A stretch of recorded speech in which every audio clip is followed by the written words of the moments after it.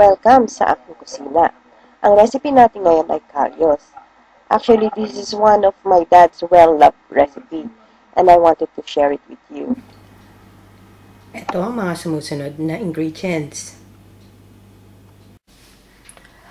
1 package of this pang goto kare-kare, yung tripe, tuwalya sa atin kung tawagin. Ito nabibili to sa mga Asian stores. Kung nandito kayo sa Nottingham, nabili ko to dun sa A&J store sa Victoria Center. 1 to 1.5 cup of water. 2 to 3 tomatoes sliced. Depende yon kung gaano kalaking kamatis no. With this in the bowl, I only use 2. 4 cloves of garlic minced. About 1/4 cup soy sauce. 2 small size ng onion chopped. About 2 to 3 tablespoons of margarine. 1 can of chickpeas. Garbanzo sa atin ito. 1 cup of tomato sauce. About half of red bell pepper. Kasi medyo malaki yung bell pepper na nabili ko, kaya kalahati lang gagamitin ko. I cut it into strips. 1 can of chorizo de Bilbao. Yung isang can, 4 ang laman. Itong chorizo de Bilbao na to, mabibili nyo rin sa Asian store like this one. I got it from A&J store. Kinat ko lang siya into small pieces. Salt, pepper, and Worcestershire sauce for seasoning. Ito na yung tripe natin, napalambot ko na. Bali, umabot din ng 40 minutes sa pressure cooker. I-slice nyo lang siya ng kanyan. Pa-triangle. Mas maganda. Yan. Wala namang exact na sukat. Bahala na kayo kung anong gusto nyo. Size. Painitin lang natin yung pan natin. Yan.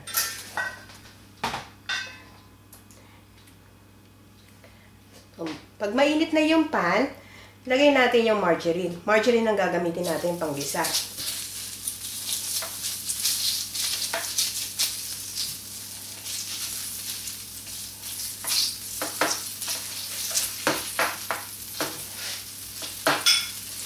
Then, tunawin lang natin yung margarine. Tapos lagay na natin yung bawang, garlic,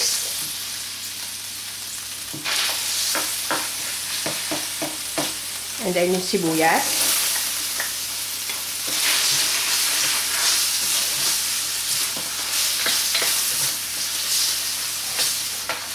Lutuin lang natin maigi yung sibuyas. Yung parang pagka-clear na yung ano niya, pwede na. Igisa lang natin maigi.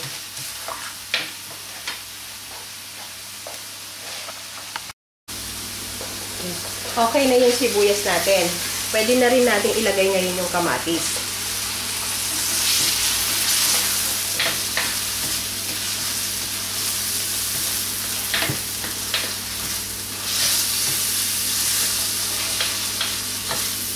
Isa lang natin maigi hanggang maluto yung kamatis. Okay, malambot na rin yung kamatis. So, pwede na natin ilagay yung tripe.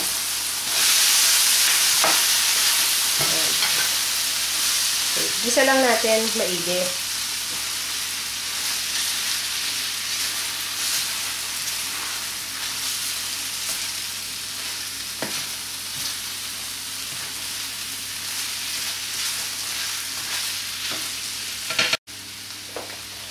Yan, medyo nagisa na natin siya. Pwede na natin ilagay ngayon yung tubig. About 1 and 1.5 cup of water. And yung tomato sauce, 1 cup. Pati na rin yung toyo.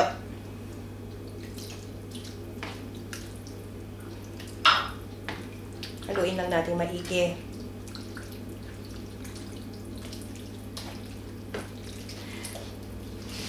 Pwede na rin natin ilagay yung chorizo. Haluin lang natin maigi para pantay ang timpla.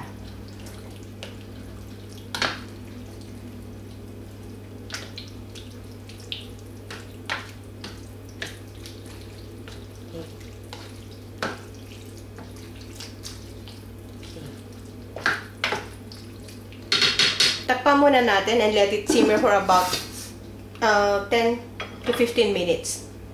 Hanggang kumulo siya. Okay, this been simmering for about 15 minutes now. Haluin lang natin maigi.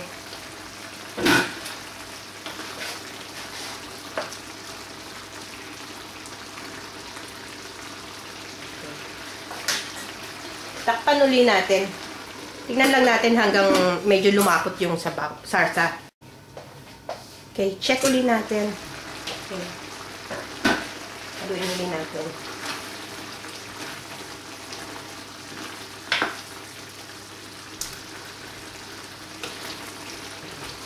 Medyo malapot na siya.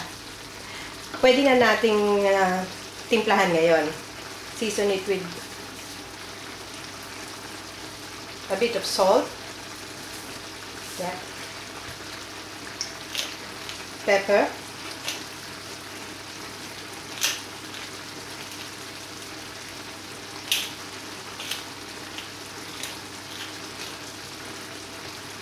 At itong ating Worcestershire sauce. Drop lang. Just a few drops. Okay. Then, haluin natin.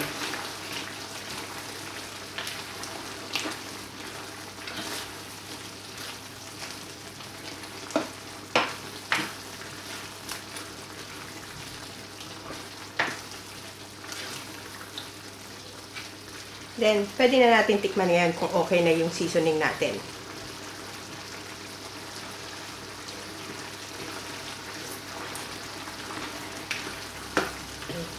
Medyo matabang pa ng konti sa akin, pero Worcestershire sauce ang dadagdag ko.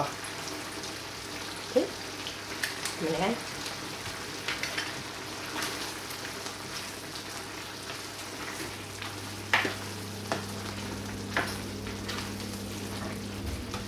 So, ngayon, pwede na natin ilagay yung garbanzos. At saka, yung red bell pepper. Haluin lang natin uli maigi.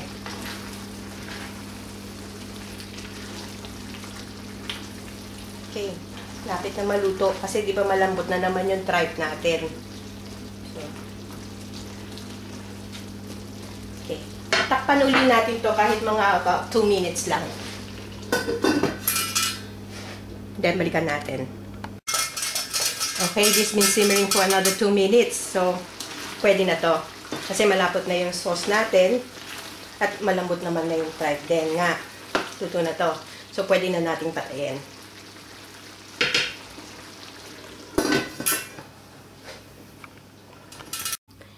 Ito na ang ating finished product. As usual, masarap na namang iulam sa kanin nito. Lalo na kung ganitong mainit at umuusok-usok pa. Sana may gustuhan nyo itong recipe na to at i-share nyo rin ito sa mga friends nyo. Hanggang sa ulitin, salamat!